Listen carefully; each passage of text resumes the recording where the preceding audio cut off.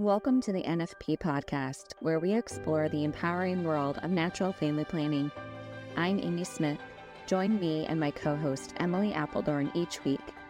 Together we're here to dive deep into the science, the stories, and the spirituality behind NFP.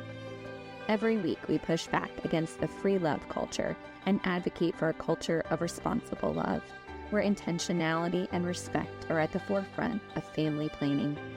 Join us as we discuss everything from the practicalities of charting and fertility awareness to the profound impact NFP can have on relationships and communities. Whether you're new to NFP or a seasoned pro, our podcast is your go-to resource for honest conversations, expert insights, and real-life experiences. So grab a friend, settle in, and get ready to be inspired. This is the NFP Podcast.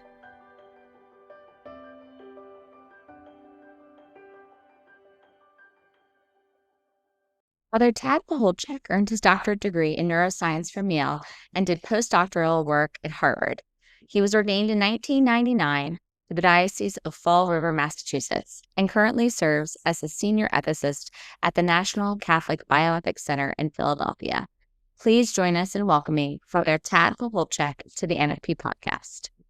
All right, guys, welcome back to the NFP Podcast. Hi, everyone. Tonight, Emily and I are beyond excited to have with us Father Tad Pacholczyk from the National Catholic Bioethics Center based in Philadelphia. He is one of their senior ethicists. Welcome to the podcast, Father Tad. Well, gee, thanks so much for having me. Delighted to join you guys and looking forward to, a very interesting, controversial topic, one that I think it's on a lot of people's minds, even if it's only sometimes subconsciously. So it should be good. I'm really excited. Yeah, Emily and I have, we do have another priest that is the ethicist for the Archdiocese of Arkansas, Little Rock, Arkansas, and he's been on before. But it's a little challenging to get priests to come on to talk about some of the ethics related to family planning and the church's teaching. And so we're really honored that you were brave enough to say yes and venture into this area with us. So for our listeners who maybe are not familiar with you, let's just start with a little bio. Who are you, Father, and how did you get into this realm in serving the Lord in your priestly ministry? Yeah, so just very briefly, because it's like so many people's story. It's a long story with a lot of interesting twists and turns, motivated by the mystery of grace. But I, at a very early age, realized that I needed to study science intensively for the purpose of bringing it into the priesthood, even though I didn't know why. So I got a doctorate in neuroscience from Yale, did postdoctoral research at Harvard, and then studied in Rome to become a priest. And as soon as I was ordained, I started doing public talks on, in those days, the big issue you may recall was embryonic stem cells. And pretty soon I was just jetting all over the country and overseas, even to the Philippines and elsewhere, to give talks on that topic. And then also very early connected with Dr. John Haas, who was the president of the National Catholic Bioethics Center. And he invited me to join the center if I, wanted to. I said, I'd love to, but you got to get my bishop's permission because I'm under obedience. And he was able to arrange for that. So I've been with the center now 23 years. And it's been wonderful work and really privilege that the Lord has allowed me all this time to deal with complex modern bioethical issues in the sciences, in medicine, and related areas, because the controversies are popping up all the time, as you're clearly aware. Yes. Well, just thinking the timeline from when you started with the National Catholic Bioethics Center to now, I mean, I can't even say because I wasn't probably old enough to be as aware of the current events in the, that part of the 90s, just given my age. But even just knowing now during the 2000s, all of the topics that have come up, you've really just kind of run the gamut of things to Absolutely. talk about from the moment of conception to natural death, really. Right. And I mean, I mentioned embryonic stem cells at the start, but it shifted. You go right to the end with end of life decision making, and then tons of stuff in the middle right now. And well, I would say it's maybe fading a tiny bit now, but not that much. Transgenderism, all these areas that impinge on the human person. So many controversies and so many mistaken notions that relate to, the anthropology of man, in other words, to our understanding of ourselves. And I think it's just a wonderful thing to be able to apply the perennial wisdom of the church, even as very new technological developments occur. And, of course, we have to mention just in brief, AI. That's really, a big deal right now. And I've been giving a few talks on that as well. And I can see that that's going to probably be ramping up as well as we move into the future.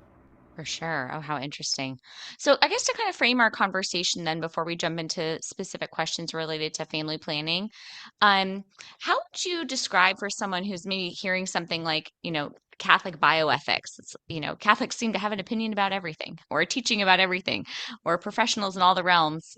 What is unique about the Catholic worldview? And I think you already touched on it a little bit when it comes to the foundation of looking at something as an ethical debate or an ethical topic. How does a Catholic, through what lens does the Catholic see the world and make those judgments?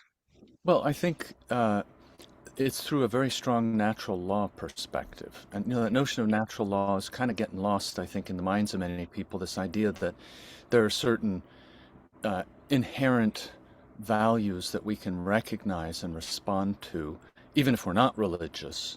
I mean, so, I always give a simple example. If I say to an absolute atheist, oh, don't you think adultery is wrong? They're like, well, yeah, you made a promise. Yeah, I can see it's wrong. And, there's those kinds of fundamental insights. And we don't put up statues, for example, in the public square of the best adulterer. We all recognize it's something horrible and disordered.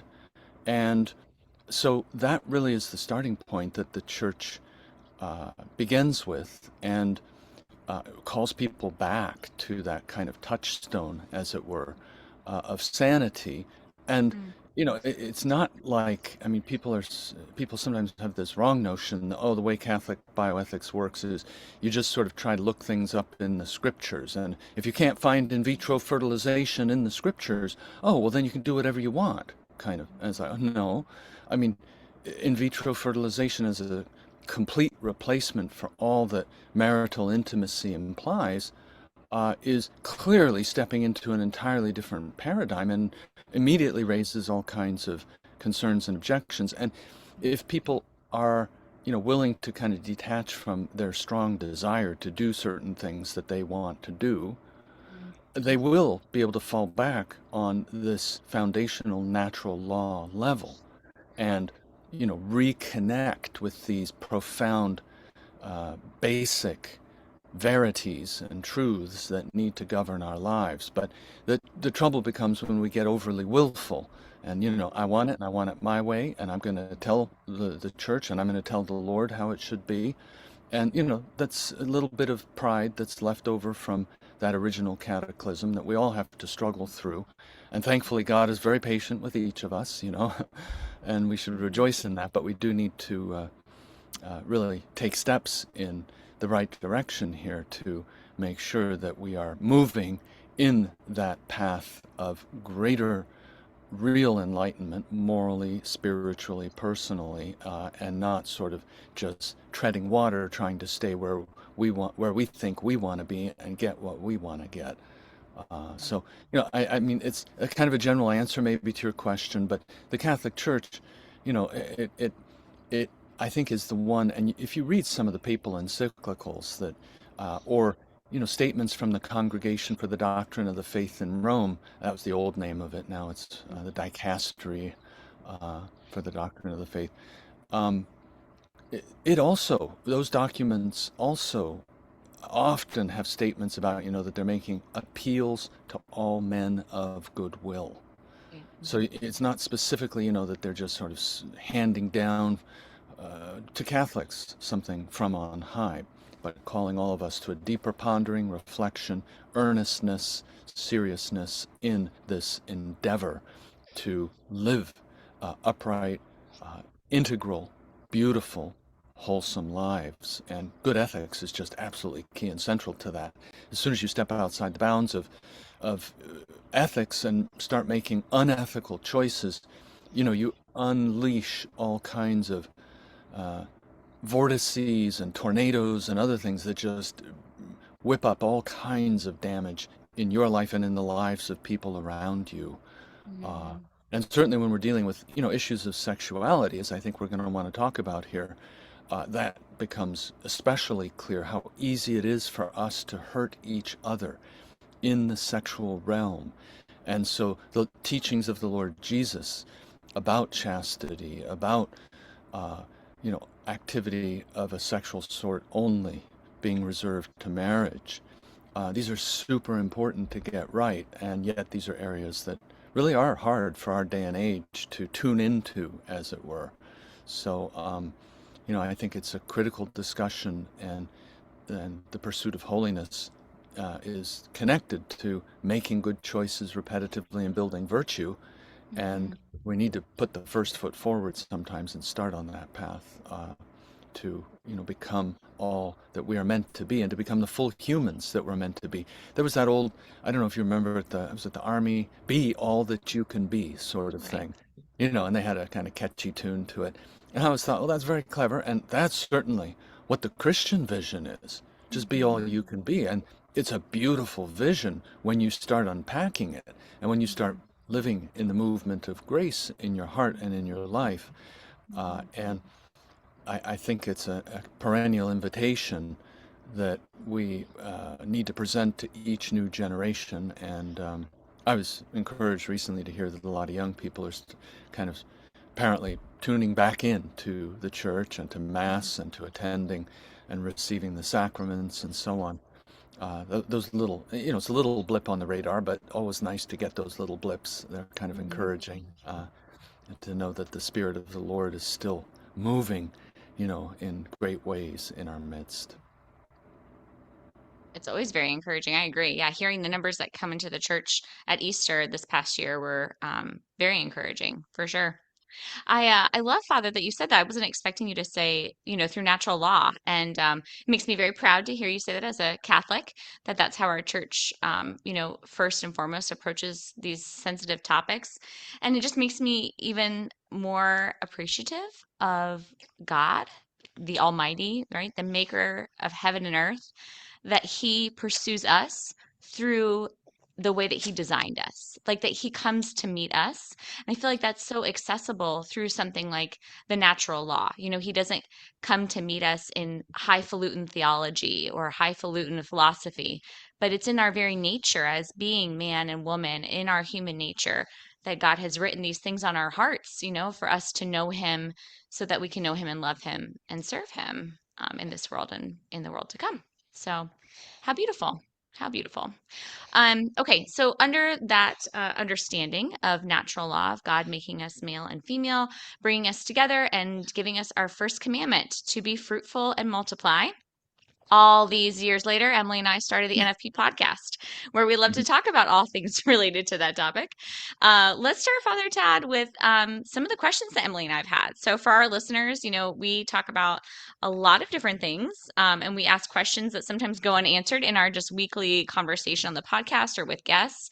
But we invited Father Tad on to hopefully get some answers. And if nothing else, we were talking before we started recording, engage in some fun dialogue with us. So maybe we won't get to a precise answer, but we should get some great information.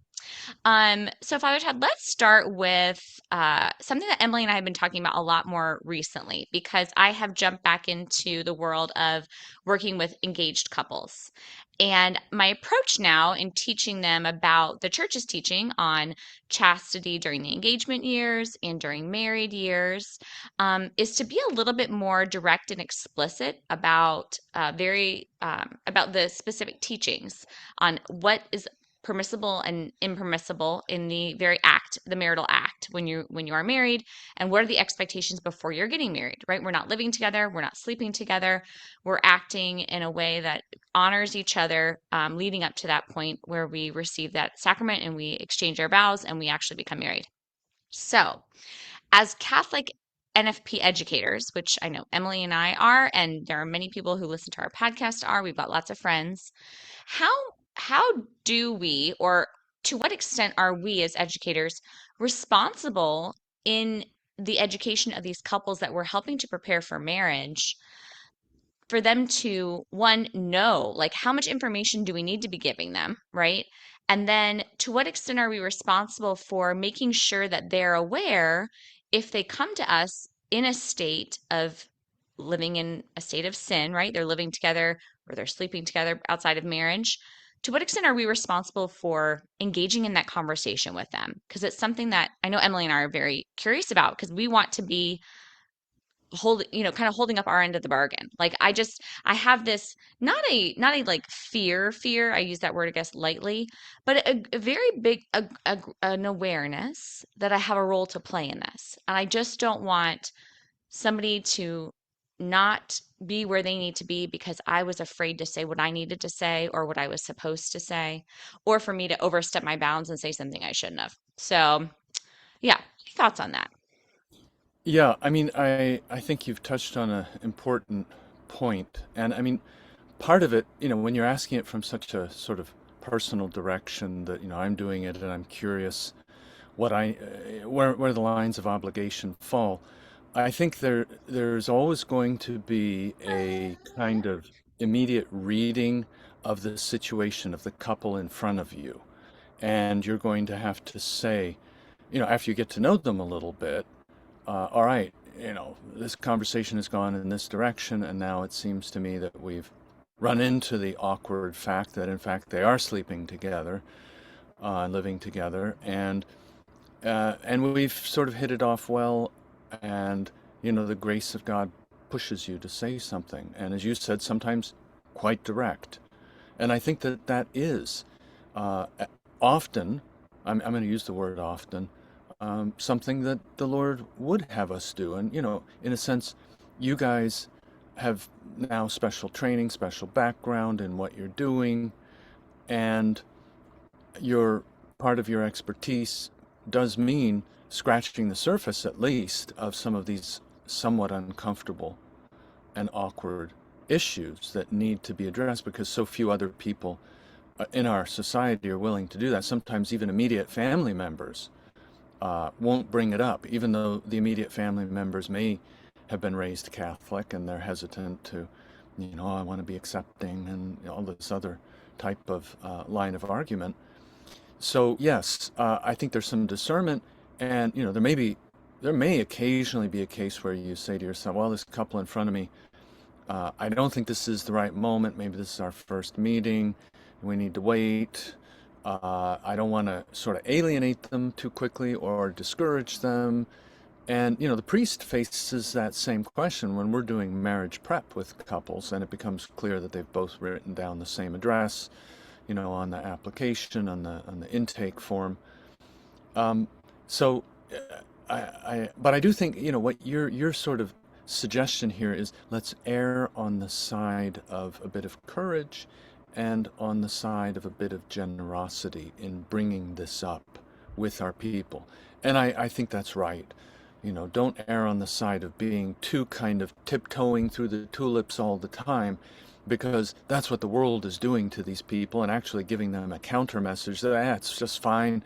It gives you a chance to do a trial run of the marriage, a kind of test drive, and they'll give you, 1,000 different excuses as to why this isn't really so much of a problem as Christians, suggest that it is.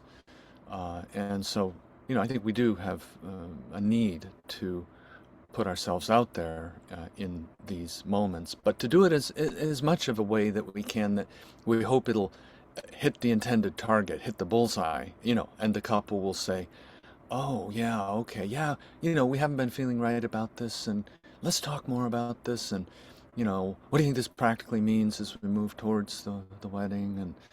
And, then it becomes very helpful. And I think, Father Tad, the ironic part is that I have felt more, and I've shared this with Emily too, is that like just more convicted about sharing the truth and like kind of letting the chips fall where they may. I mean, I'm not saying it meanly at all. I mean, I wouldn't say I'm a mean person, but I feel like I have been in a season of life where I've lived a certain way in a state of mortal sin, but I didn't know it because no one told me that's what that was. And it's like, well, that would have been nice to know because I wouldn't have done that if I had known otherwise. It was simply like almost like an ignorance that should have been corrected. And then kind of reflecting right on my own life when maybe I haven't been courageous and I've let things go because I've wanted to be liked or I don't want to be perceived as being mean.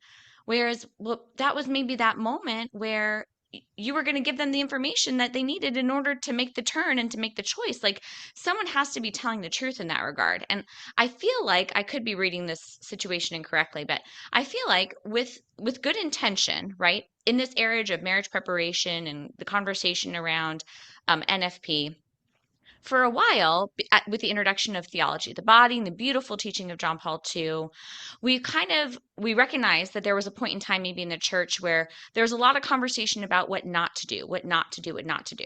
And so people in their evangelization efforts stopped talking about what not to do and started to only try to talk about, God is love, God is merciful, God is all those things. And here's the beauty of marriage and the beauty and all this stuff. And we'll just attract them with all the beauty. Yes, we can attract them with all the beauty, but I feel like we went from one pendulum end to the other. And it's like, well, can't we do both? Can't we talk about the beauty? But we also need to say, right, as parents, Emily and I know this, and all parents listening know this, you also have to tell your kids what not to do. Like, I can tell them Yes. all the beautiful, all the yes, but I also need to be very clear. Here are the no's. And I feel like the no's have just dropped off. And it's almost like you're talking to people preparing for marriage in the church who are Catholic, quote unquote. I just say that in that, like, oh, I'm Catholic. And because I go to church on Sunday, it's like, well, no, there's like all these other things that we are to do and not do as Catholics. And that's just like kind of gone to the wayside. What do you think, Father? Yeah, I think that's a fair characterization of the situation. And um, yeah, I mean, there is a kind of balancing act here that's hard. It involves, what does it involve? Ultimately, the virtue of prudence, right? So that we know how much to say and how to say it in love. But at the same time, when you say things in love, it's exactly as you're saying with your kids. When you love your kids, you tell them, don't go out and play hopscotch on the freeway. I mean, and other things. We give them all kinds of negative, prescriptions so that they will be safe, so they will be protected, so they will be able to live better lives. And that is important. Those things are very important. And God does the same thing. I mean, he gave us the 10 Commandments, right? And some of those are, thou shalt not. Well, thankfully, he gave us that. It's so clear and so helpful, especially when we find ourselves in moments of weakness, to know that that's the bedrock there and it doesn't shift around. So, Right. yeah, I agree.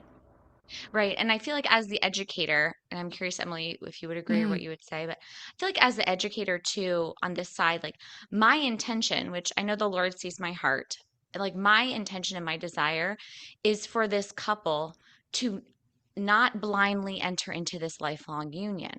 And I know when we're living in a state of mortal sin, we are not seeing as clearly. So that's my thing is like, guys, you're in this season now where we need to just pause.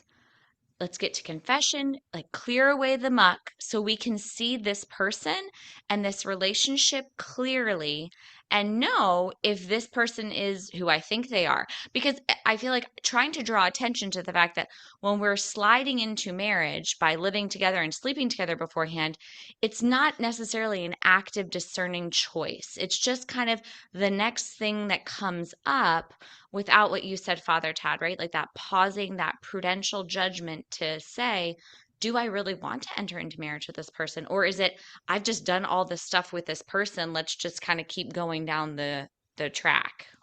Yeah, excellent point. Almost a type of passivity in the face of, the circumstances that have unfolded. And I think that's just not quite good enough for marriage. Right. This needs to be something that you really are convicted about, because the reality is that, marriage is challenging. And why do we have such incredible admiration for people who are married 50 years, 60 years, 70 years? Because they've been through the ringer, together. And they've stayed together and loved each other through every crisis and every challenge. And so you can't go into this just kind of willy-nilly or slip into it. It needs to be like, this is, as they say, what is it, hell or high water, that expression, Yeah. I'm going to stay in this, and this is, my intentional decision.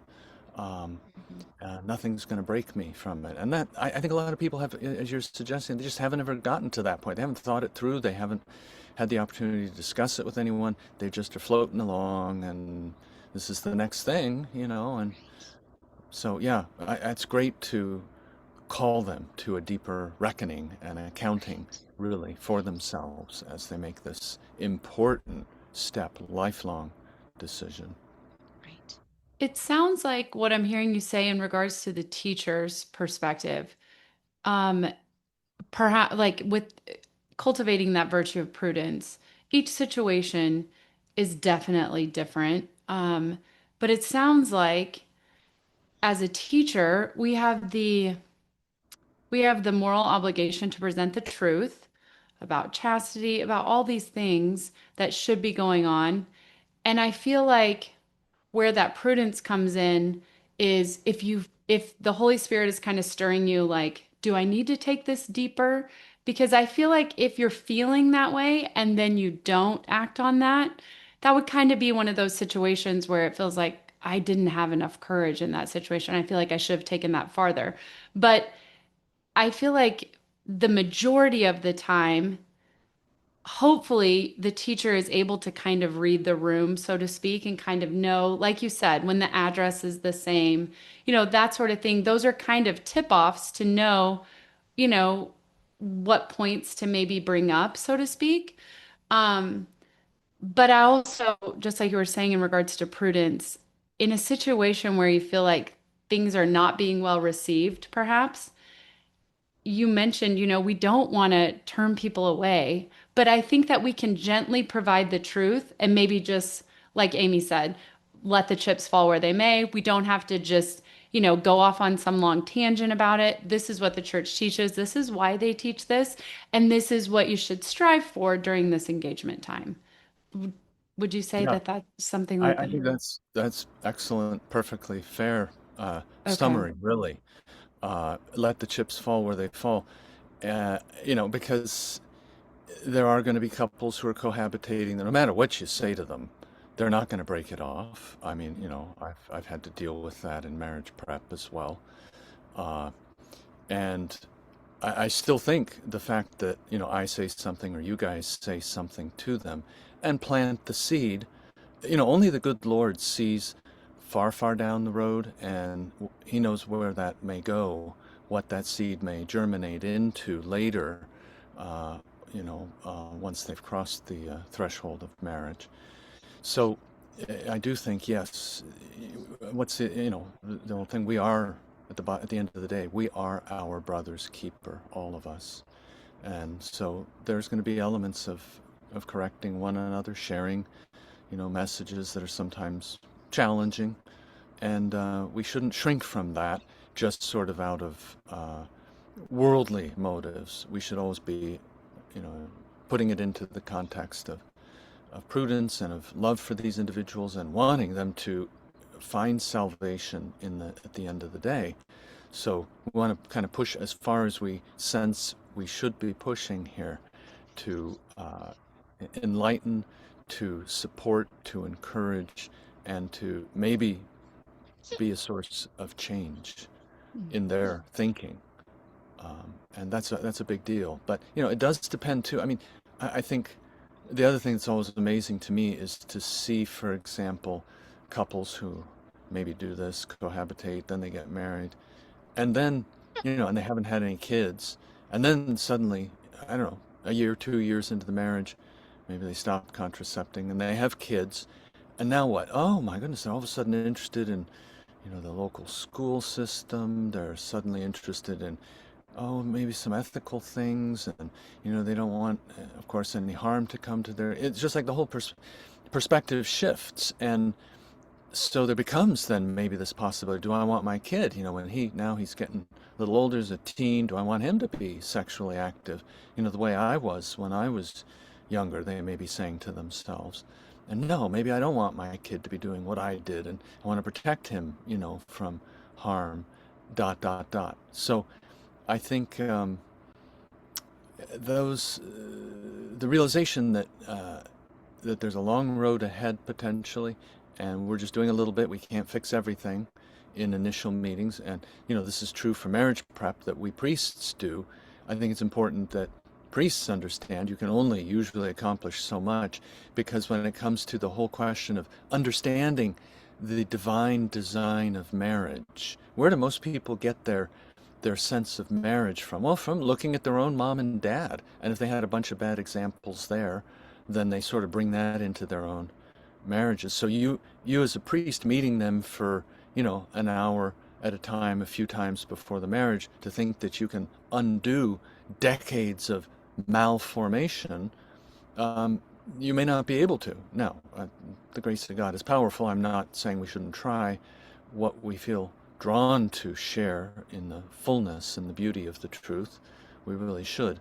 But we have to also be humble and just say, Lord, I'm putting this before you, into your hands. I want this couple to do well by you. Please help me to say what I should say at the time I should say it.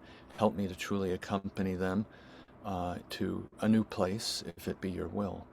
That, I think, is, sometimes the best we can do, given the fact that the deck is kind of stacked against us sometimes. Mm-hmm. Absolutely, yeah. I think that's like kind of to wrap up on this section of the conversation too is, and if anyone else wants to add anything else before we move to the next topic, but I think as the teacher on our end, it's only looking at what we're responsible for. I'm not responsible for anyone's conversion. I can't change anyone's heart. That's not my end. My end is, am I communicating the truth in charity? All of the truth, the whole truth and nothing but the truth in charity to the person in front of me. That's, what I'm being held responsible for one day when I meet God in all eternity. And that's what I want to feel comfortable and confident in saying, yes, Lord, like I did my best. I feel like you prompted me to say this and I did my best to say it. I have no clue how it all worked out for that couple. I hope it worked out well. My prayer is it did, but I really don't know. I just know that I felt prompted to say this and I said it, and that's my part. That's all. That's kind of like all we're asked to do, right? Yes, and I think the beauty of it is that it may not, of course, even be just a kind of canned message that you're sharing with them. You'll Right. do it in a way that's sort of tailored to the conversation you've already had. But I'm always surprised, just to give you a kind of side example, when I give a homily at church, and then later I'll meet people who heard my sermon, my homily, and they'll tell me something that they heard, and I Mm-hmm. didn't actually say it that way. I said something else, but by the grace of God, they heard this particular thing that was important to their changing of life. So again, just our willingness to scatter the seed, as it were, in that biblical image, and some of it will fall on fertile ground. You're so right. We need to do that and make sure that, we have real seed in our hands as we're doing this, and we just pray that the soil will be ready to receive it and germinate something new in their lives. Perfect. Yeah. What a great story, Father Chad. Thank you. Okay, before we get into one of the things that Emily wanted to talk about, let's this probably should have been our starting point is Father Tad. We talk about a lot. Our listeners here all the time. Emily and I talk about what the church teaches, what it doesn't teach in regards to family planning. But I'd love to hear if you had like a quick summary. Someone asked you, Father Tad Pacholczyk, what does the Catholic Church say about family planning? What is permissible? What is impermissible? Well, I think first the broad question would be, as you're hinting, are we permitted in some fashion to indeed plan around family size? And my answer to that would have to be nuanced. I think at the end of the day, what we need to be able to say honestly is that children first should always be understood as a great blessing and gift. And then from there, the next thing should be, all right, and who is the master of life? It's the Lord. And isn't He, at the end of the day, the one who should plan my family size? In other words, what I find to be a problem is if you have couples, and I mean, I think American culture sort of cultivates this, but they go in with this mindset that says, we're going to get married, we're going to have exactly one boy and exactly one girl, and this is how it's going to be, and this is our project, and we're going to take command and control, and we're going to steer the whole thing the way we want it to go. And I'm like, well, wait a minute, but what if the Lord wants you to have a larger family? Why are you so dead set on this? And so I think having that conversation and to realize that I think really it's better to approach the whole thing not with the command and control mentality, but more with this openness. And ask yourself all the time, am I open to life? Am I open, truly open in my heart and soul, and with the commitment of my whole life to raising children with this individual who I've fallen in love with? And that openness is what should be sort of our guiding thing. And then you're going to have some other issues that are going to come in, maybe sideways, like, oh dear, we've got 3 kids now, and he just lost his job, and we've got a huge mortgage, and we're paying on both the cars, and we just both really feel like, oh my goodness, we can't have another kid right now. And, she's feeling overburdened because the 3 kids came very quickly, and she's at home, and he's scrambling to, make ends meet. And so can they, by mutual consent, choose to be abstinent during the fertile times? Yes. If they are convinced they have proportionately serious reasons, maybe financial, might be health reasons, perhaps her physiology is such that a pregnancy, after the first 3, now this 4th, she's pretty convinced there's been such severe eclampsia, for example, high blood pressure, and the doctors are really warning her pretty sternly, you need to at least space out the next one, wait a while, let your body sort of readjust, etc. But in the face of proportionately serious reasons, and the Lord may be, indeed indicating some of those reasons in your life, in your marriage, then yes, you can plan in that sense through the avoidance of intercourse at the times that you have ascertained that the woman is fertile, and only have intercourse in the times when you have good reason to believe that she is infertile. And this is not a form of contraception, because you're not taking any measures, any countermeasures to block the efficacy of the marital act itself. You're not, rolling on a condom. You're not putting in a vaginal sponge. You're not, doing anything like that. You're not saying, I'm going to do the act, but I'm going to immediately, axe it right in the middle with some other measure. You're just saying, no, it's only a question of when we're going to share intimacy as husband and wife. And there's no requirement that you share intimacy all the time.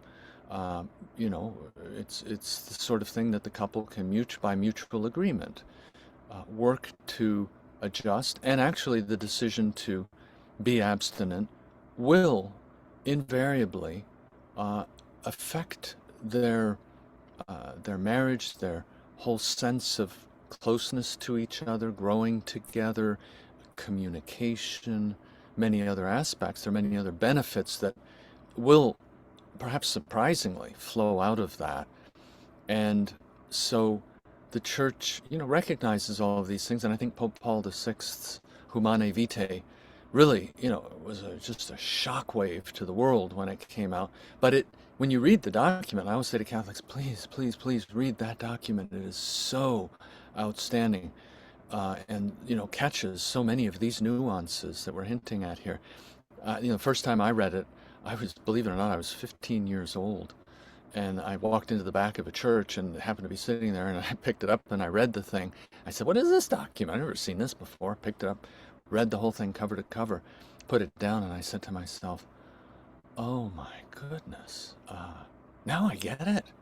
I had heard that, the church opposed contraception, but I didn't know what that meant. I didn't have a clue at age 15 how to understand that. But I put it down and I'm like, wow, this is just amazing. And it is amazing. It's the kind of document you can go back to over and over and plumb the depths of it. So real grace for the church. That came out July 25th, 1968. And so I think the teachings at the end of the day are beautiful. They are wholesome, and they actually build marital life when they are properly understood and respected. Wonderful. Thank you, Father. I think to add on to that stuff that Emily and I have discussed before too is that sometimes in practicing NFP and in the season of abstinence, there might be some challenges that also pop up. The Holy Spirit might draw to our attention some areas of our marriage that need tending to outside of our physical intimacy. And only through those seasons when we're having to practice a little bit more self-restraint in our marriage in the physical realm, do we have maybe the bandwidth or just the opportunity to have those areas shined a little bit more of a light on for us to grow in our communication, our emotional connection, our intellectual connection, and physical connection in other ways outside of just the genital too. So if you are, experiencing a season of abstinence, choosing to, feeling called to, life circumstances bring that upon you, also to recognize that our Lord it might be a season of growth, and that might feel uncomfortable. It might not be the beauty consolation of like, oh, this is just this great bonding between my husband and I. It's more like, well, this is a little bit rough. I wasn't expecting this, and that the Lord is working in there too. So that's not, necessarily, okay, well, let's just throw a condom on and it'll make everything better. No, like this is drawing our attention to something that needs to be addressed. And we never want to, well, I know my personal experience. I always want to try to push that down, but it doesn't really work. It'll come up in another way. So better to deal with it in real time than to ignore it. Would you agree, Father? Yeah, I would. I mean, those are great observations. It's a hard discipline, and especially I think when people may be coming at it from our cultural background of permissiveness, it involves many different sorts of adjustments to the psyche and to relational aspects, to becoming more relationally sensitive to each other, and more relationally respecting each other. Um, and but this is important because human sexuality does have this possibility of switching into an exploitative mode, right? And I think, I'll be honest, I think women feel this maybe a little more, they're more sensitive to it than men. And men kind of sometimes need to get some training in this. And this is, again, as you're suggesting, part of what God may be doing during the season of abstinence, drawing both of them into different perspectives about what it means to be available to each other, and how do we sort of refine this so that it's an opportunity for growth, for change, for spiritual change ultimately, but for personal growth and so on. So I think your point is very, very well stated and spot on. In my early years as an NFP teacher, I was so gung ho about, NFP, best thing since sliced bread. It's going to make your marriage just, roses and butterflies and the best thing ever. And then now I feel like a little bit more seasoned, a little bit more mature. I've been married, more children. I see now, this is actually the part when I start working with couples. I can't wait till you get to this part where it's not that, NFP, yeah, it does bring great graces and great beautiful things. But my favorite part of it, which might speak to my personality too, but like my favorite part is the challenge it presents, the opportunity it presents in my marriage for us to grow deeper. And sometimes to grow deeper, it's a little bit harder and we're pushed a little outside of our comfort zone. And it doesn't feel good necessarily when we're going through it, but you can still know, right? That mystery of the cross, it doesn't feel good, but I know the Lord is here. I know this is his will. And if we can just keep pushing past, we'll get to the resurrection. Like it will get good again, we'll get to that deeper layer. So I just want to encourage people that, when they hear that, if you're not in the season of the good feelings, but you feel very strongly this is where the Lord's calling you, like he's still there with you and he wants to bring you guys closer and work these things out. He wants the best. He really does want the best for us.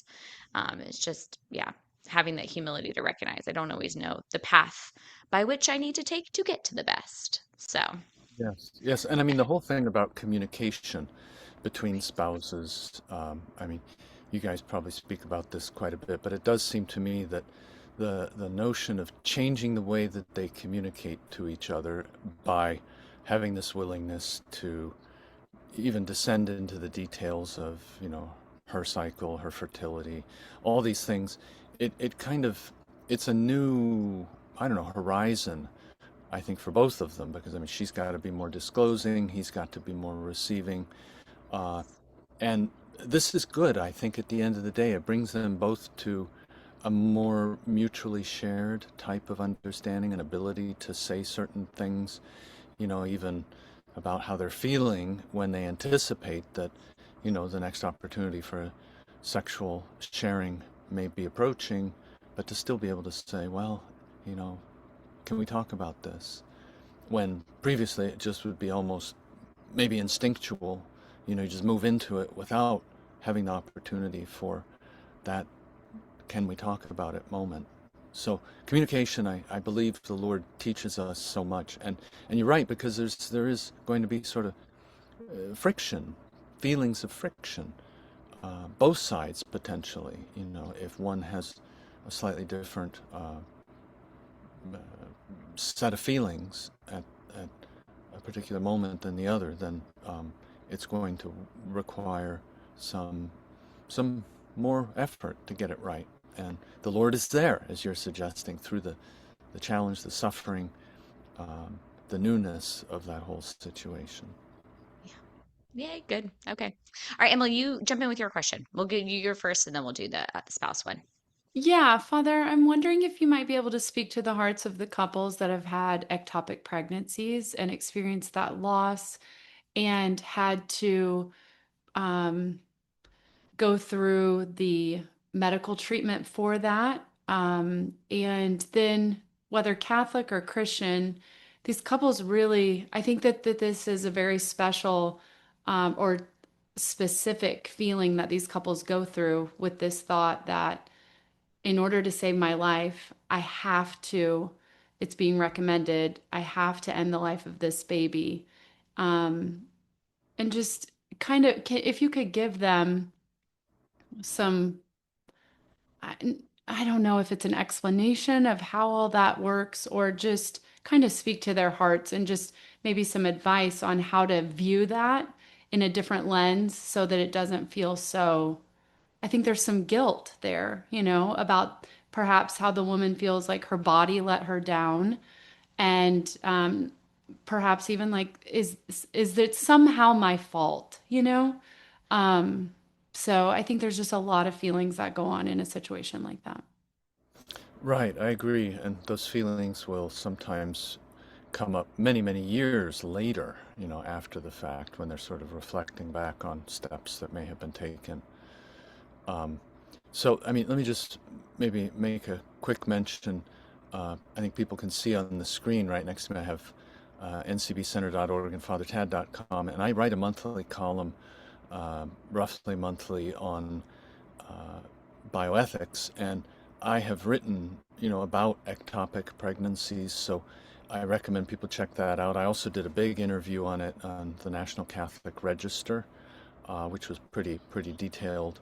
It was probably, I don't know, 3 years ago maybe. So there are written resources, and certainly somebody who's facing the reality of an ectopic pregnancy, I think they do need to inform themselves about what is licit and what would not be licit. And, just to summarize very briefly, one should not take any step that involves a direct attack on the life of the child, even though the child is in the wrong place.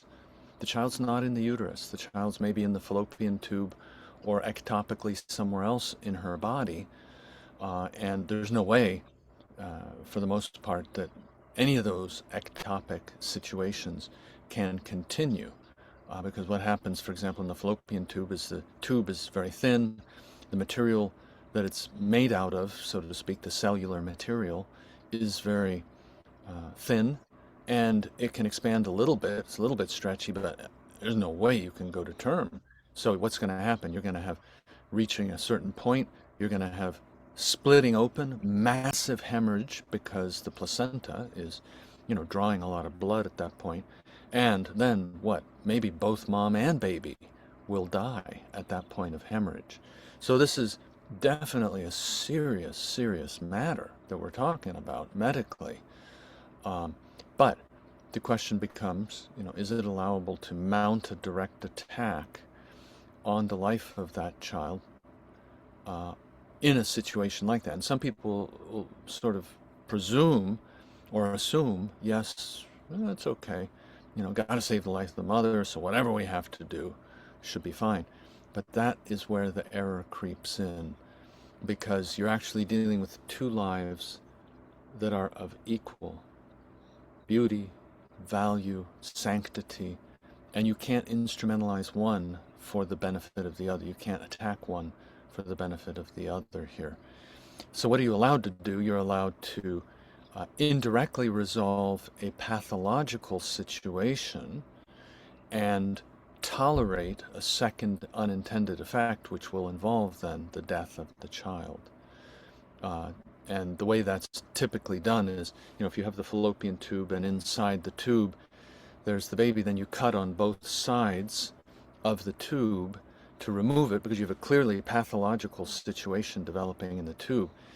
And you recognize that as you do that and remove that section of tube, that the baby that's inside will then subsequently indirectly die because of that. But you don't have any other option. There's no, for example, technology to be able to take an ectopic baby and implant him, after removing him from the fallopian tube, into the uterus. Now, that doesn't mean in the future there may not be such a technology that would develop, which would be a wonderful development, because then you could, continue the pregnancy in the way it should have been originally. But right now, the technology does not exist for that. It's too complex, and the placental maternal interface is a hugely complicated reality, and you can't just move an embryo or a fetus in that way from one part of the mother's body to another. So, and I mean, I think the concerns arise when doctors would suggest, oh, listen, you've got the baby in there in the fallopian tube. All we're going to do is we're going to put a little slice along the tube. We're going to go in, we're going to scoop out the baby and sort of rip the baby out even in pieces in order to save you, and then we'll sew back up your fallopian tube so that you'll still have fertility afterwards on that side. And the problem there is, oh, wait a minute, now we are violating the bodily integrity of that child. We're going in and attacking the body person of that little baby, pulling him out in parts, as it were, causing his death very directly for the purposes of any. Now, these distinctions that I'm, sharing with you here, to some people, they're like, well, but the baby ends up dead either way. If you cut out the tube, or if you go in and do the slice, as I'm mentioning, and then actually pull the baby out in parts.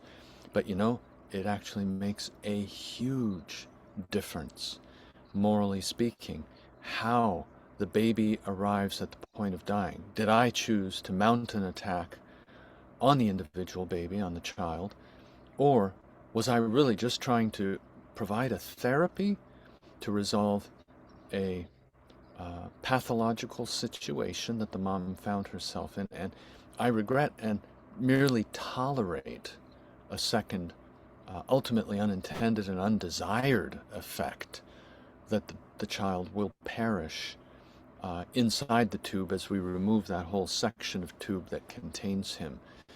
And this is a very real distinction, but a lot of people are not sort of able to, zero in, on that distinction, because they say, oh, well, the baby's dead either way.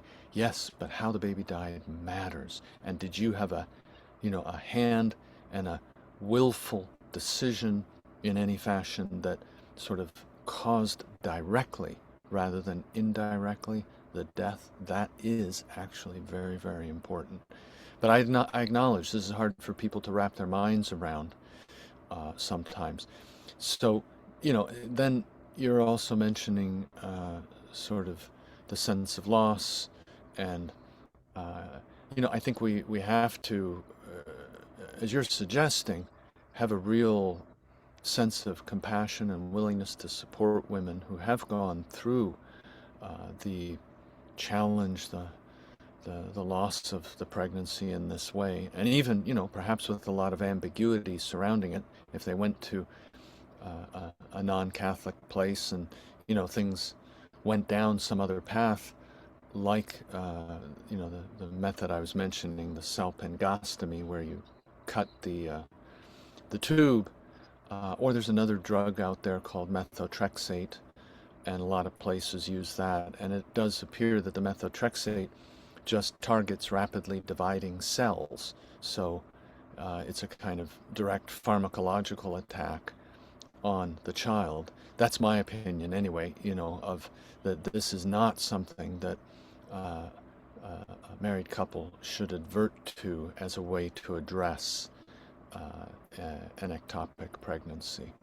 And the church just doesn't identify usually by specific methodology, but the church says you may not directly attack you may not directly attack one individual for the benefit of another, and we need to be attentive to that in the type of medicine that we do and the options that we present to couples who find themselves in these crisis situations.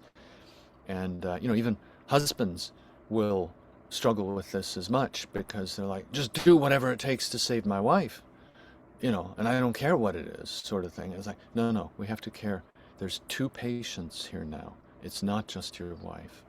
There is a child and there is your wife, and both are precious, and we're going to try to do best we can by both of them, but it may have reached the point that we won't be able to save the child, but we can take some steps that will help your wife, and she may lose fertility on one side, but that may be unfortunately the exigency, the need of the situation that we find ourselves in. So I think ectopic pregnancies are indeed very, very difficult, and but they are truly an emergency situation. As they progress, they can get into really catastrophic situations. So as soon as a married couple finds out that the pregnancy is ectopic, they need to do some homework. And I mentioned to people, at the National Catholic Bioethics Center where I work, we provide a free consultation service. And you can call us, you can go on our website, there's a drop-down menu, you can type in your particular request. One of our ethicists will get back to you. And it's a wonderful free service. I think we do, close to 2,000 consults every year. And ectopic pregnancy does come up, with a certain frequency. It's one of the issues. And so, but it's sometimes just helpful to talk it through, to have somebody that you can, even if it's just by email, to go back and forth. That often helps the couple think, oh yeah, okay, we do want to do what's right here, and oh, this is a terribly difficult moment, but we're gonna, try to navigate the right path through this. Okay, Father. So what it sounds like I'm hearing you say is the best situation, if there could be a best situation, the best situation in an ectopic pregnancy is to have a surgery to remove that fallopian tube that holds that baby. Is that the most ideal way to treat an ectopic pregnancy? Well, I would say that's a real option. It may not be the best way, though. Okay. Why do I say that? Because it turns out that if you've discovered an ectopic pregnancy very early, so that it's not really stretching the tube too much, and you can do ultrasound, and see that it's not huge yet, Mm-hmm. some of these pregnancies will simply discontinue by themselves. Ah, interesting. In other words, the baby will end up dying in the tube on his own or on her own, and then you don't have to go in and cut out part of the tube, and then there can be, partial resorption of the body of the child. So there's this, I think, and again, you have to have an experienced OBGYN who can do this to have active monitoring of the situation and see whether the child has died. And, there are also hormones that can be checked that indicate whether or not the pregnancy is continuing. So those sorts of details are part of it. And if you can avoid altogether taking out one side of the fallopian tube, then that would be preferable. But you don't want to be sort of taking too many risks here. And so there will be a certain point at which it'll become very clear, oh yeah, we're really now in a danger zone because the pregnancy has been ectopic and it's been going for a while now, and there's no indication that the baby has died or is about to die. So we need to take some other step. And then the surgical step, it's called a salpingectomy is the technical term. That would be morally permissible in that set of circumstances. Yeah, that's a permitted type of treatment, and then tolerating the loss of the child's life as a consequence.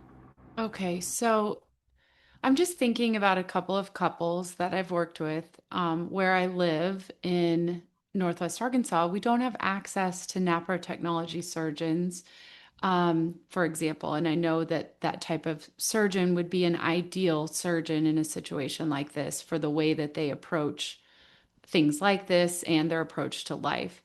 And so the majority of the couples I work with are struggling with infertility. And so they end up working with a naprotechnology doctor remotely. So, in the instances that I'm thinking of, the patients are not in the same location as their physicians. And so their options then are limited when it comes to surgical approaches, and that sort of thing. And so I'm going to be honest, I've seen multiple times this notion of this medication that's taken by shot in order to end the life of the baby. And I'm wondering if maybe that approach is taken due to the distance between the physician and the patient. I'm not sure. I'd only be speculating, but my understanding was that it was too much of a risk for the patient to try to get to the physician due to distance, that the patient, meaning the mother, was recommended to take this medication. So, I realize every situation and circumstance is different. Just like you said, some lives can end on their own in the tube, which I think would be, golly, that sounds like that would be the most ideal in a situation like that, for the baby to end the baby's life to end on its own by God's will. It ends when it ends. So I don't know. The experiences that I've had with couples that are trying to achieve pregnancy and working with, pro-life surgeons, it's been hard for them to I think overcome those feelings of, the loss of that baby and then the means that were taken in order to do that. And so, yeah, that's why I brought that up, is I don't think I realized the different options. And another question I would have would be, I'm guessing you would have to be pretty, if you were trying to follow the life of the baby and see if the baby was going to die on its own, this would require, I'm guessing, daily appointments, so to speak, just so you can monitor the growth, making sure the baby isn't growing too much so that the mother could possibly hemorrhage. Or what would that look like, to be monitoring it to see if the baby's going to die? I'm not sure that it would have to be daily. Okay. It would require some frequency, and a good OBGYN could give you an assessment of that. And I Mm-hmm. think, especially if you're early in the pregnancy, Mm-hmm. it very much would not have to be daily. I think if Okay. you were really sort of pushing the envelope and the OBGYN realized, now the child's getting bigger, yeah, we can't really delay this too much more, maybe, only a few more days, and then you do have to maybe go in daily. But it's going to be circumstance dependent, how Sure. far along the gestation you are. Now, you mentioned about the pro-life surgeons. I think I just Yeah, want to throw in another point here that please.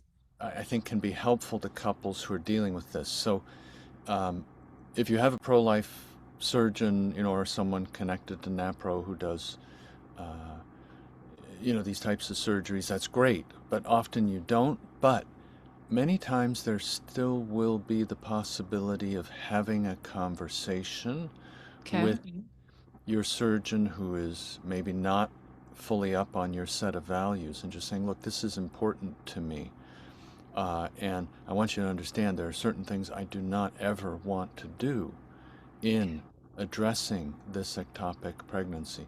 And this also applies, just to kind of bring in another related example. Sometimes couples will be facing infertility, and the person that they go to for treatment is not NAPRO trained and doesn't have any, specific. But I've heard of cases where they go to the doctor and they say, "Look, I'm a Catholic, and there's a set of values here that are important to me. So, we're just not open to any suggestion that we do IVF, but can we talk about anything else?" And then he may say, "Oh, okay, well, what about if we try to, hyperstimulate your ovaries, and then you could conceive that way?" And they're like, "Yeah, yeah, let's try that." And, so sometimes you will have secular doctors, surgeons, others who will be open to this, and especially if you are sort of on your toes and you're framing it as, look, this is a matter, I want to make sure that I'm giving clear consent and that I have a good understanding of what it is that you're proposing that we do here, because this is a situation that, I recognize is very important for me, my husband, and my unborn child, and, please work with me on it. And a lot of doctors will be like, "Oh, okay, let's talk about this some more, let's see how we can go." Now, if you have the unfortunate situation that your doctor is already an abortionist, for example, and, works at Planned Parenthood, moonlights there in his spare time, you may not get very far in a conversation like that. But I still say to couples, you don't know what the background of your doctor is, and at least have this conversation, because you'd be surprised that sometimes it works out very fine, and you actually don't have to cross any moral lines, and your doctor may learn a thing or two additionally about what the church teaches, and about, even for what his work as an OBGYN surgeon should look like in terms of Right. caring for two patients. I love that, those words of encouragement, because it does. I think in a situation like that, what I've observed is these couples feel helpless. They don't know what to do or where to turn. They're just at the mercy of whatever's being recommended. And I haven't been in a situation like that, but I don't know what options they've been given. And so I think it's just really encouraging to hear, like, don't be scared to just bring up, like, this is how I feel about this. Is there another way we can approach this? Exactly. And see what the doctor says. That's great. Thank you, Father Todd. Now to switch gears a little bit back, similarly to what we were talking about previously, Amy had one more question, and I'm going to read it because I know that this is something that we've talked a lot about. We've met many different couples over the years that have presented in a situation like this, and so we're very curious to get your take on this. So, the way that she worded this was, how does a spouse respond to their spouse when they are not equally, quote unquote, yoked regarding their methods of family planning? For example, if one of the persons wants to be sterilized and the other does not, and then that spouse does go ahead with the sterilization, for example. Or how is the spouse who is aligned with the church teaching? I shouldn't say or. So in a situation like that, the spouse that is wanting to follow church teaching, how are they supposed to respond? Do they need to continue to press this issue and have the conversation about the topic? Do they let it go, try not to bring it up again? Do they abstain from intercourse until the spouse gets a reversal, for example, or kind of starts to see the, more Catholic approach, so to speak? So just the overall question of what is the ethical way in which couples live out their convictions in marriage when they aren't on the same page, and what ethical principles frame the way we consider this matter. So, Yeah, so this issue of how should one spouse who has not been sterilized approach the matter with the other spouse that has gotten sterilized, went ahead and got sterilized. I think this was first addressed by Pope Pius XII a long time ago, but there was something more recent. I'll just say the name in case any of your listeners want to look it up on the internet. It was called the Vademecum for Confessors. And it's not a super long document, but it deals with this whole question. And one of the points that, comes out very clearly in the pages of this document is that it's going to require some, let's say it's the man who, gets a vasectomy and, the woman does not tie her tubes. And she's like, well, should I continue to have relations with him because it's wrong to have sterilized sex? Church clearly teaches that. And the Vademecum says, well, if there are, in other words, it is important, as you're suggesting in the question, to initiate the conversations, to have the conversations to the extent possible.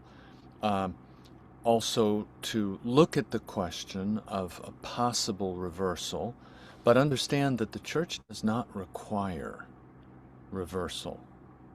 That's something that I think many couples wonder about. Are we required to get things right to try to reverse the sterilization? And the answer is you're not required. It's something, though, that you should try to discern. There's, additional risk with a new surgery here of trying to go in and sort of fix what got damaged in the first surgery, and the church does not require that. But many couples that I've worked with have said, well, we felt we should try. And so some of them did try, and some of them were not successful in reversing it. Others were. But I think they feel better than when they did make the effort sometimes. But again, it's not a strict requirement. Now, getting back to the question of can they share marital intimacy, marital relations with each other or not? Can the wife agree when the husband, has had that vasectomy? And the answer is, it depends. I mean, so if she senses that there is proportionately serious reason, I'll give you an obvious one, if I don't, he's going to go off and we've had struggles with this and he's going to, get together with prostitutes or others. He's never had any trouble, attracting women, etc. Then she may say, for the time being, for the moment, I'm going to continue to have relations with him. But as we're doing this, I'm not going to completely neglect the needed conversations. I'm going to continue to try to lead him at least to the point of, gently lead him, gently work with him, lead him to the point of regret for having mutilated his own body in this way, having damaged a perfectly working system, which is what sterilization does. And so there's delicacy, and each marriage is going to be different depending on, what the couple is going through, how long they've been together, many other things of that type. But in other words, it's not forbidden that they continue to have relations. And the Vademecum for confessors from the Vatican, made that very clear. There will be circumstances where the one partner may judge that they do need to continue to have relations while they're working towards that hopeful change of heart in their beloved spouse. That's very interesting because you brought up a point of, an example of perhaps they might become unfaithful, that sort of thing. The wife might think, if I don't continue with the marital act, my husband might be unfaithful. I have to wonder if they might also think, if I don't continue, my husband's going to leave me, kind of Right, thing. right. And That would be and another serious reason. yeah, yeah. So these are all very specific situations, but um, something that, can really, depending on the circumstance, our decisions can be shaped and framed depending on each circumstance, it sounds like. Yes, Um, yes, exactly. I think, I mentioned before that question that we've met, or I kind of insinuated that we've met a lot of couples like that. I actually should change that to say those are very specific situations, in my opinion. And I have met a couple, at least one couple in a situation like that. But the majority of couples that I should say that I'd be referring to in similar situations would be where one of the spouses would prefer to follow church teaching and practice NFP, so to speak. And the other spouse is just not on board. They perhaps go along to get along because they're not bucking the system between the two of them, so to speak, but one of the spouses just feels more faithful to this church teaching, and the other one is just not totally on board. And I've seen this, and I will say the majority of the couples that I've seen this is the woman feels strongly to be practicing this form of family planning, so to speak, for lack of a better planning is just, that's kind of that term is just it's kind of elusive, Yeah, so to speak. yeah. I mean, it's a form of sexual discipline too, right? Yes, In the discipline. sense, Yes, yeah, very much. sometimes that specific form of discipline will be recommended when, for example, if the woman comes to confession to a priest, and the priest may say, why don't you raise this with your husband, see if there would be some openness, because otherwise, it becomes a little bit like, well, he got sterilized and now they don't have to think at all about any sexual Right. discipline and they can just be having sex all the time. And it's like, well, that's not healthy, especially because of what he did.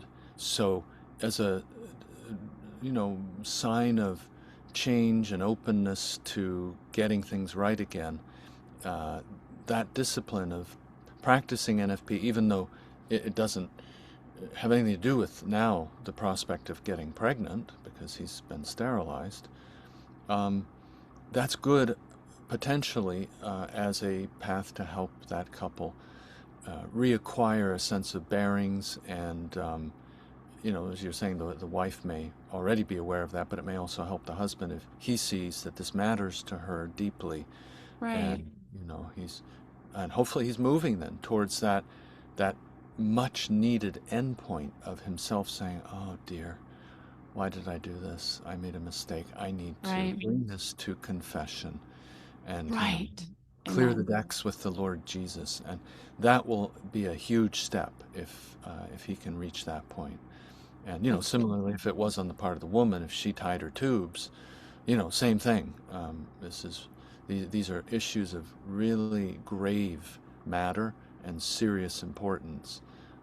So we need to be encouraging and shepherding people towards the boundless, and beautiful mercy of the Lord. that's beautiful.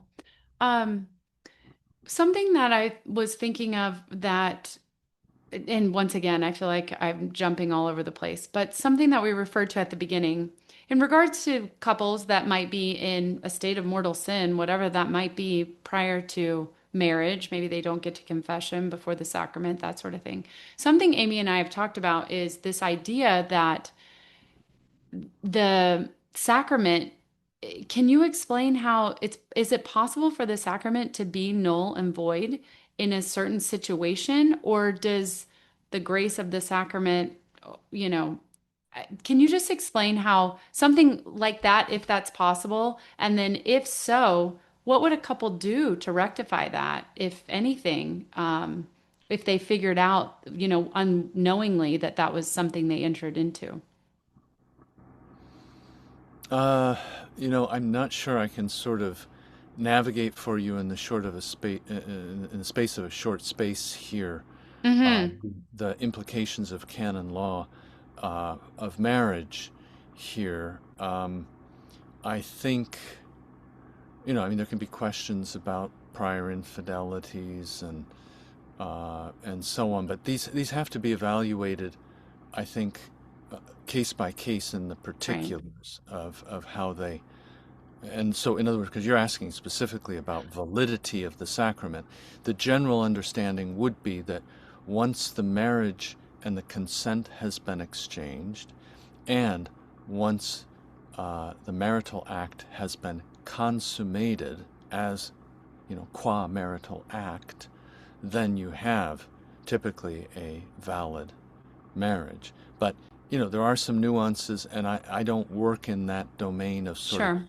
uh, you know, working to make the decision that a canon law judge would make when requests for nullity are presented. So No, I that don't think helps, I'm the right Father. person No, you're to. fine. And I didn't mean to catch you off guard if I did, because I think what Amy and I have specifically talked about in the past was, the couples that are cohabitating, having intercourse before marriage, um, and like Amy was saying, kind of entering in with an unknowing about exactly just not being properly catechized as they enter into this sacrament, and how that, if anything, can play a part in, the overall sacrament for them.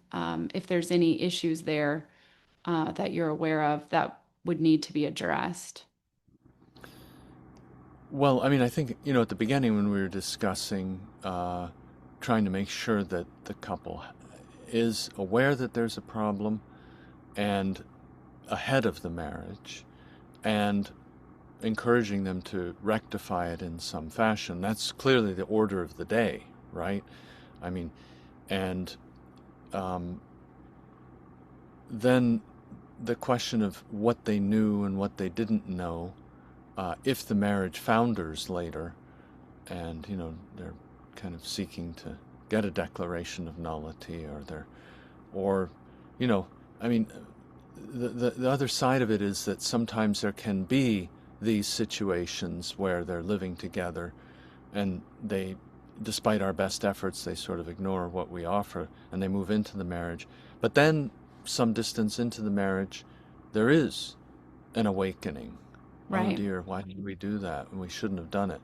And right, then they both go make a good confession, you right, know, clear the decks with the Lord about their past lives, even together. And then what? Well, then of course the Lord is there, taking the hand of right, each of them and saying, "All right, right, good for you. You've taken an important step here, and now let's, continue on the path of sanctity that this marriage is offering to both of you, and hopefully we'll have." A continued fidelity now to the will of the Lord. absolutely. I think that's so beautiful, because I think that's the hope that we all have for anyone, any married couple, right? And any person that is not, seeing clearly, so to speak, due to whatever their actions are.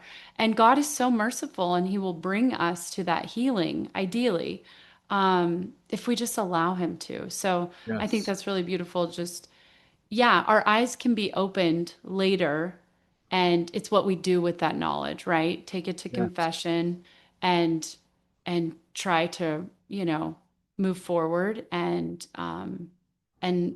live as best we can within the church teaching. absolutely, yes. Yeah. And, we all approach our Lord at the beginning with the stain of original sin, right? I mean, it's Yes. just the way it is. And most of us, likewise, have a certain amount of actual sin that we accumulate. And so this is part of the situation, but that doesn't get us off the hook. Right. Just saying that, oh, well, I'm just sort of born that way, or, whatever. It sort of brings us back to the need to really look in that mirror and say, all right, what what do I need to do now? What Right. is the next right step? And Right. And to take that step, it will be a healing, a real Yes. healing. And the Lord is the master healer. He heals us right to the very core of who we are.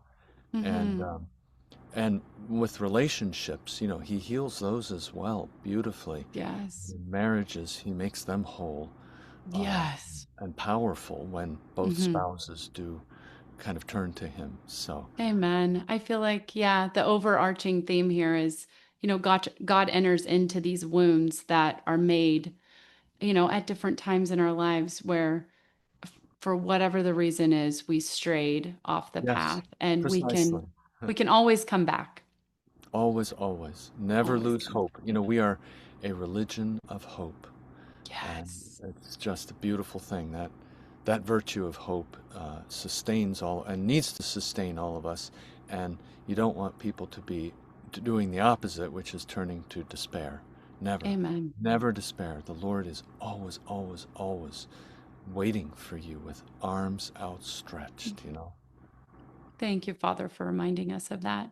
As we wrap up, is there anything in particular that you would like to leave our listeners with, or that we didn't mention that you felt strongly that you wanted to address? I know we will link to, I'm sure I'll have Amy link to the Humane Vitae, and also that other, I'm going to have her look it up, Vademecum for Confessors. Is that right? Yes, yes, And very good. we'll link to your National Catholic Register article on ectopic pregnancy and your website and all of your contacts for sure. Okay, Is there great. anything else is there anything else you'd like to I mean, share maybe, or leave with us? yeah, maybe if you could also just include a link to the consults, that you do. Absolutely. Yes, I had it. Yes. Yes. Thank you for reminding me of that. Of course. Yeah, I think Absolutely. that would be That's very awesome. big. Yeah. Yes, it really is helpful to many, many people, and it gives them a kind of assurance and, to remind people that we really deal with the whole gamut. So sometimes it's a question, totally other end of the spectrum. Oh, mom's on a ventilator and she's on Oh, kidney yes. dialysis, and can we discontinue the ventilator? And, all those things that people sort of get overwhelmed by. And it just Yes. gets helpful if they know that there's someone they can turn to help get through that and make And some, guide them. Yes. yes, make good decisions. I mean, the hmm decision will still remain with the family, but we help hmm them to know what the principles are to be able to make good decisions. We can't make decisions because we're not bedside, in those Right. cases. But not couples, people, patients themselves sometimes tell us afterwards, oh, it was so helpful for me to have had the chance to talk with one of your ethicists, at Wow. the center. Oh, praise God. Thank you for offering that, Father. Yes. Okay. Well, I know I speak for Amy and myself. We very much appreciate the time you've taken to join us tonight and just to spread the good news to all the women and couples out there that are trying to live their faith and in line with the church teaching. So thank you, Father, so much. Oh, well, thank you so much. It was a pleasure to be able to join both of you, and appreciate the work you're doing to, as you say, get the word out, and to help our faithful, our beloved faithful to live even more beautiful lives as Thank you God so much, intends. Father. Thank you so much. Well, thank Okay. you. Okay. God bless you. Thank God you. bless you too. Bye now. Okay. Bye-bye. That wraps up another episode of the NFP Podcast. Thank you so much for joining us today. We hope you found our discussion enlightening and empowering. Don't forget to subscribe so you never miss an episode. We'd love to hear from you. Please connect with us by sending us an email with your questions and stories to thenfpshow@gmail.com.